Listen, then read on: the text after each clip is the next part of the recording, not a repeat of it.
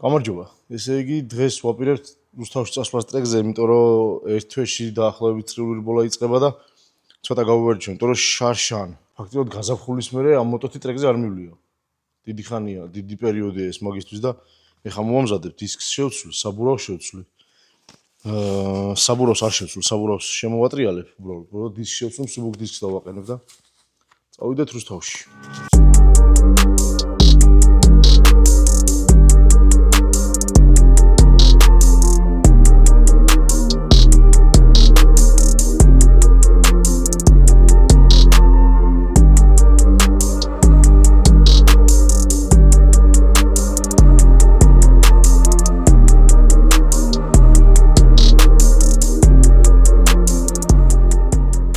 ბალანსირების მერე მაღალ სიჩქარეზე როცა ვაპირებ სეროლს, აი ამაზე ბალანსირებს ვაკრავ ხოლმე იზოლენტას, რომ ან რაღაცას ისეთ ძლიერ სკოჩს, რომ მაღალ სიჩქარეზე სიარულის დროს ისვრის ხოლმე და შესაბამისად ყულა დაბალანსებული ვერ გამომივიდეს.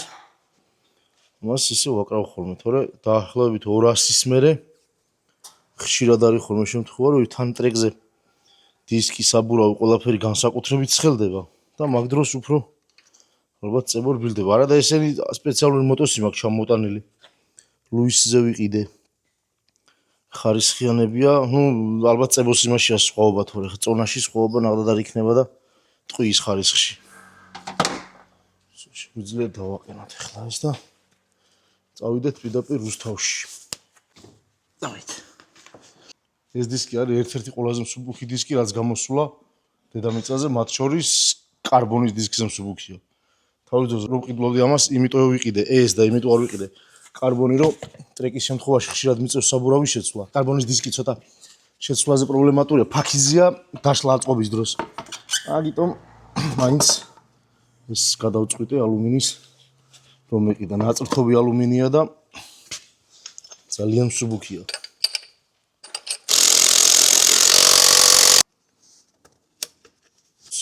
სად არის?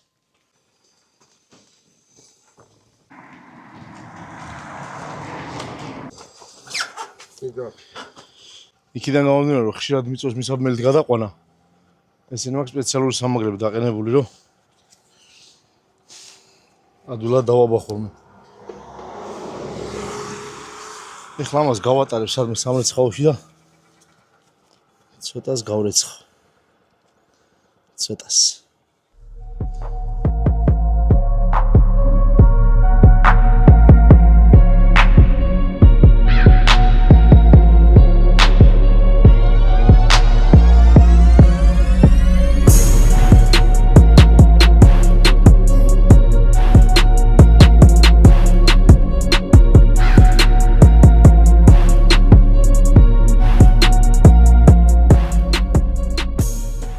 მოკლედ როგორც იქნა ჩამოვედი ტრეკზე და მოტოციკლეტი გზაში ვერ გავრეცხე. ორ სამრეცხავში რიგები იყო და მოკლედ მერე გავრეცხე. თან დღეს წვიმას აპირებს. ამ მოტოციკლეტზე გეტყვით ორი სიტყვით რა და როგორ არის გაკეთებული. ეს არის 2018 წლის Ducati Panigale V4, არის ბეის მოდელი, საბაზისო მოდელია, მაგრამ ზუსტი შესატყვის თუ არის. ეს არის ბარაბანს რო ეძახიან. უკანა მგზავრის შუშები ხელით უნდა აწევ ჩამოწევ. და არაფერი არ ქონდა ამ მოტოციკლს. ერთი ჩემთვის დადებითი მხარე რაც ქონდა, ამის ეს ვერსიას აქვს ელექტროამორტორები. ელექტროამორტორები აქვს წინ ორივე და უკან ცენტრალური ამორტორი აქვს ელექტრო. ეგ მე არ მინდოდა რომ ელექტრო ქონოდა, იმიტომ რომ მაინც უნდა შევცვალო. ეგ ამორტორი მაინც უნდა შემეცვალო და დაახლოებით 800 евро ღირს მაგის მოსატყუებელი რომ ჩეკი არ აანთოს, მოტომ რადგან ელექტროსისტემას ვეღარ დაინახავს. წინ დავაყენე ანდრიანი ამორტორები. კარტეჯები შევცვალე მხოლოდ, ისე 53 მმ-იანია.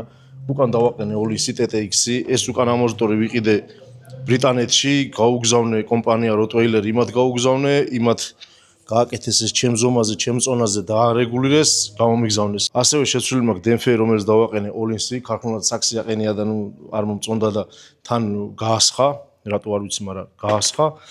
ტრავერსი შევცვალე, დუკაბაიკის ლევერი მიყენია მოხრუჭის და რატო? სიარულის დროს, როცა სამხრუჭეს სითხე და ხუნდები ცხელდება ეს ყველაფერი, თვითონ ხელში მგრძნობელობა უფრო იცვლება, უფრო რბილდება და აი ეს რო რბილდება, მაგ დროს უფრო მაღლა მინდა ხოლმე აწევა და ხელით რო არ მომიწიოს წვალება და გაზზე ხელის გაშვება, აქეთ მხარეს მაგ გადმოტანილი ნახე. სარეგულებელი როგორ მაქვს ამასო დავატრიალებ, იქით ლევერი ჩოლებრა დაიწევს მაღლა. შეხედე იქით ნახე როგორ მაღლა ადის, ჩამოდის როგორც მე მინდა.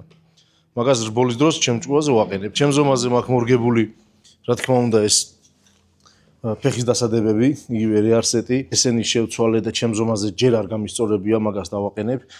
დისკები შევცვალე, რაც ყველაზე მთავარია, დავაყენე მარჩეზინი.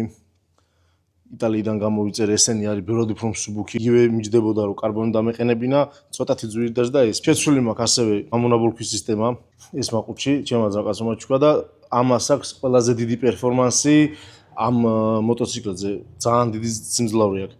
ასევე მოტოში ამ წუთას მაპი ამოღებული მაქვს და მაქვს stage 1, ასევე მაქვს მეორე მაპი stage 2 და stage 3 მაქვს მესამე მაპი, რომელზეც აქვს 232 ცხენის ძალა, მაგრამ მაგას სლიკებზე რო გადავალ, მე დავაყენებ. ასევე სამუხრუჭე ხუნდები მიყენია კარბონის, მაგას აქედან ვერ დაინახავ, ეს იარდაქტი მე დავაყენე, რომ ჰაერის ნაკადმა რო გააგრილოს და ეს მაქვს სპეციალურად ეს რეზინა, ნახე. ამას ესე დავაყენებ ხოლმე და სიარულის დროს რამდენზეც ჩამოიწევა, მაგის მიხედვით ამორტიაჟის დარეგულირებაში მეხმარება. ასევე ეს ვაჩვენოთ, ეს ჰაბი თვითონ შეცვლილი მაქვს, მიყენია მსუბუქი, ეს არის დუკა ბაიკის ტიტანის ჰაბი და ერთ-ერთი კიდე ძალიან კარგი დეტალი არის ეს არის over suspension. ამაში დგას ზამბარა, ასევე დგას მძიმე როგორც ცილინდრის ფორმის მეტალი ამაში და ამაზე ესეც მაქვს დარეგულირებული ჩემ ზომაზე და საბურავი იქიდან გამომდინარე რომ ჩვენი ტრეკის საფარი იდეალური არ არის. დამუხრუჭების დროს საბურავი გახდეს. და მაგაში მეხმარება რომ აი მხტუნაობას და ვიბრაციებს აჩერებს საბურავზე. ეგ ხელს მიწყობს მოსახვევში და მოსახვევიდან გამოსვლისას, ასევე დამუხრუჭებისას. სანამ გავალ, მინდა შარშანდელ ინციდენტზე მოვყვე. ამ თემაზე არ მელაპარაკია საჯაროდ, ანუ ბევრ მარიცის რა მოხდა. მოკლედ მომივიდა ავარია. მანამდე სანამ შეჯიბრზე გავიდოდი, კვალიფიკაცია უნდა გვევლო. კვალიფიკაციაზე პარებრიკზე გადავიარე. მარჯვენა მხარეს ზოლია ორფერიანი, მაგაზე სამწუხაროდ ჩვენთან ტრეკს ერთი ფენა ასფალტი აკლია და საკმაოდ მაღალია. მან დასვლის დროს დაზიანდა აი აქ რადიატორის მილიარი ძრავიდან რადიატორს შორის და ქონდა ბზარი. რაც სამწუხაროდ მე რა თქმა უნდა ვერ შევამჩნიე, იმიტომ რომ ჯერ ერთი არ ვცველოდი, იმიტომ რომ ეს მოტოციკლეტი მე სულ ახალი ვიყიდე, მსგავს რაღაც არ ვლოდ. უბრალოდ ეს რო გაიბზარა, მაგაზე გათვლილი ხარ ტრეკის მოტოციკლი ვერ იქნება რომ ცუდი გზაზე გავლა გაუძლოს. ვერ შევამჩნიე. ტრეკზე რო გამოვედი, სტარტზე, ვისაც უნდა შეემჩნია, ბევრს მაგალითად ვსაც ვერ შეამჩნიეს. მერე მოხდა ესეთი რაღაც, არავის არ ვაბრალებ. უბრალოდ ხდება ხოლმე რაღაცას ვერ ამჩნევი. მერე მოხდა ესეთი რაღაც, რომ 8 წრე უნდა გვევლო, 8 წრის მაგრად ვიარეთ 10 წრე. იმიტომ რომ 2 წრე რო ვიარეთ, მერე რაღაც მოხდა, რა თქმა უნდა, რაღაცამ დრო ვერ დათვალა, რაღაც აირდარა და გააკეთეს რესტარტი. რესტარტის შემთხვევაში ესე ხდება ხოლმე.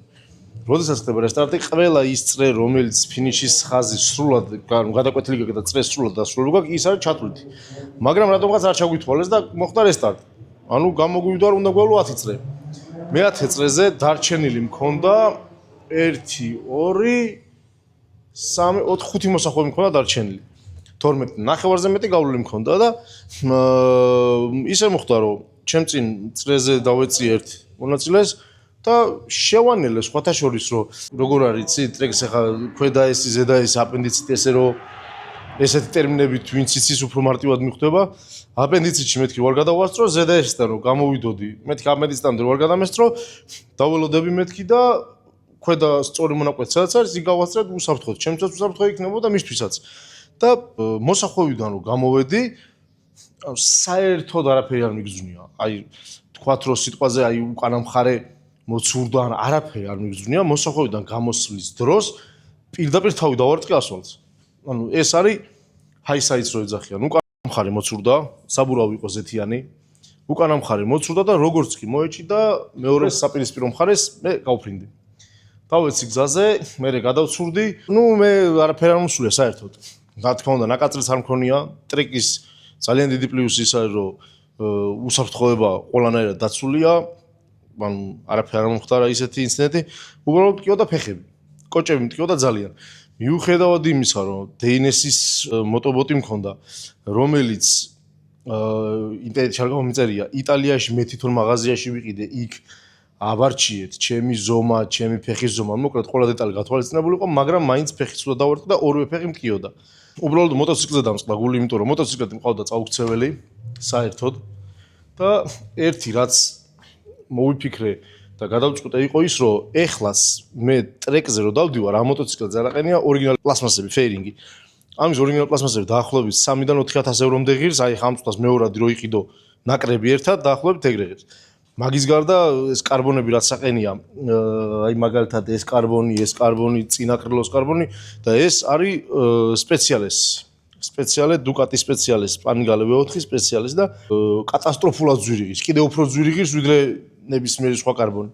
და ეს კარბონები არ დამიზიანდა მარცხენა მხარეს დინამოს ხუფი, წვრილმანი რაღაცები, უბრალოდ საჭე მოტყდა, სახელური დაზიანდა კონუსის ელემენტარული რაღაცები.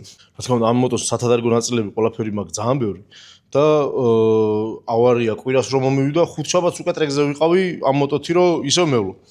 უბრალოდ ფეხები მტკიოდა. მე მაგის გამო აზრი არ ქონდა გავაჩერე მოტოციკლი და ისე მოხდა რომ ასპარეზობა არ გავაგზელე და რატო? არ გავაგზელე იმის გამო რომ მაგ შეჯიბზე დამეწერა 0 ქულა. მიუხედავად იმისა რომ შემეძლო თქვა რომ ჩემბრალი არ ყოფილა ეგ ავარია. პირდაპირ შემიძლია თქვა. მიუხედავად იმისა, რომ პრეცედენტი მქონდა ისეთი, რომ სხვა შემთხვევაში ზუსტად იგივე ანალოგიურ სიტუაციაში ანტიფრიზზე გაცურდა მოტოციკლი და ისე რომ ვერც დააფინიშა, პირველ ადგილზე გავიდა. იმიტომ რომ ახსნა იყო ესეთი, რომ მისი ბრალი არ იყო ეს გამომწვევი მიზეზი ავარიის და გავიდა პირველ ადგილზე და მეც რაღაცას ველოდებოდა. უბრალოდ ჩემი თხოვნა იყო, რომ არ მინდოდა პირველი ადგილის ქულა, არ მინდა მეორე ადგილის ქულა, უბრალოდ ჩემი თხოვნა იყო ის, რომ ისეთი ქულა მაინც მქონოდა, რომ გაგრძელებას ქონოდა აზრი. იქიდან გამომდინარე რომ 3 ეტაპია, ერთ ეტაპზე რომ 0 ქულა დაგეწერება, ორ ეტაპზე რა თქმა უნდა გამოსვლას აზრი აღარ აქვს. მით უმეტეს ეს დრაგი ხო არ არის ამ წრიულისთვის მზადება, საბურავების ხარჯი, ვარჯიში კოლოსალური თანხაჯდება. აი ერთი წრიულისთვის ვარჯიში დაახლოებით იმდენი ჯდება, რაც მთელი წელი რო იარო დრაგის 3 ეტაპზე და რა თქმა უნდა აღარ გამოვედი. წელს რა თქმა უნდა გამომემზადე ისევ, უბრალოდ ერთი ვისწრო შესწავლის უფლება არ გვაქვს. მაგრამ ერთი ამ მოტოციკლის წაქცევას ჰქონდა ის ძალიან დიდი პლუსი, რომ ეხაც რა თქმა უნდა ვეფერები და შვილივითული, მაგრამ რადგან წაუქცეველი იყო, კიდე ზაპასი დავდიოდი და ეხლა ისე დავდიოდი, რომ მაინც რაღაც იმას ვითვალისწინებდი, რომ მაინც წაუქცეველი მოტოციკლეტი და მაღაზია და სულ ახალი. ეხლა თვალებს დავხუჭავ და ისევ. ეგ პლუსი აქვს უკვე ამ ჩემ ავარიას. ეხლა შარშანდელს მე პირველად ვდები ტრეკზე საერთოდ, საერთოდ არ გამოსულა ტრეკზე, სავარჯიშოდაც არ ყოფილ ვარ. იმედია რომ ეგ წესები შეიცვლება და ვიღაც რაღაცა ინციდენტი რომ მოუვა, ისეთი იქიდან გამომდინარე რომ 3 ეტაპია, რაღაც ქულა მაინც დაეწერება რომ გაგრძელებას ჰქონდეს აზრი. პირველი შემთხვევა არ იყო, ორ ადამიანს ვისაც მოუვიდა ავარია და ვერ დააფინიშეს, ორივე ადამიანს დაეწერა ქულა და მე დამეწერა 0 ქულა. დეტალებს არ ჩაუღრმავდები, რატო და როგორ სიმართლე გითხრათ, რომ არც დავიწყე გარკვევა, არ ჩაუღრმავდი თავის დროზე, იმიტომ რომ მივხვდი რომ აზრი არ აქვს, იმიტომ რომ მე დავსვი კითხვა, რომ რამდენი ქულა მექნება და გამცეს პასუხი და ეს იყო 0. ეგ ჩემთვის დამაკმაყოფილებელი არ იყო, მესმის ადამიანი შეჯიბს რომ დაიწყებ და ვერ დააფინიშებ, რა თქმა უნდა 0 ქულა გეკუთვნის. ეს არის DNF-ი. DNF-ის შემთხვევაში რა თქმა უნდა 0 ქულა უნდა გეწეროს, მაგრამ სხვა DNF-ების შემთხვევაში რადგან ქულა დაიწერა და იქიდან გამომდინარე რომ ის რომ 8 წრე რომ მევლო, მე დავაფინიშებდი პირველი, იმიტომ რომ პირველი მოვდიოდი ისე რომ ჩემ წრეზე დავეციე რამოდენიმე მონაწილეს და 9 წრე მოვდიოდი პირველი, ისე რომ მე რომ ავარია მომივიდა, მე რომ წავიქეცი, მე რომ ფეხზე ავდექი, მერე გამოიარა ჩემს უკან მომავალმა მოტოციკლებმა იმ დონეზე იმდენად წინ ვიყავი. მაგრამ დამეწერა მაინც 0 ქულა და მაგიტო არ გავაგრძელე და ნახოთ წელს თუ წესები შეიცვლება და იქნება ისე რომ ეგ წესი შეიცვლება და იქიდან გამომდინარე რომ იქნება რაღაც ქულა თუნდაც გამოსვლისთვის და თუნდაც ის რომ გამოსვლას შემდეგზე აზრი კონდეს, ოღონდ მარტო ჩემზე არ არის რა. ანუ ბევრი მონაწილე ესეა და ტრეკი ისეთია რომ ავარია ყველა შეიძლება მოუვიდეს. მით უმეტეს ვისაც ეს სპორტი გიყვარს და გაინტერესებთ, როსი, მარკესი და რაო პედროსა და ისეთი ხალხი იმტრობა და ისეთ ხალხს მოსდის ავარიები, რომ ჩვენ მაგათთან ვერ შევედრებით. და უბრალოდ რაღაცები გასათვალისწინებელია, იქიდან გამომდინარე რომ 3 ეტაპი გვაქვს. დანარჩენი ეხა შევალ და ვნახოთ, ალბათ თუ დავბერდი. დღეს ეხა დროის ალფლას არც ვაპირებ სიმართლე რო გითხრა. უბრალოდ გამოვლი მოტო ვნახო რომ წყობშია. ცოტას გავერთობი რა. და თქვენს კაი კადრებს შემოგთავაზებ თუ მოახერხი გადაღება.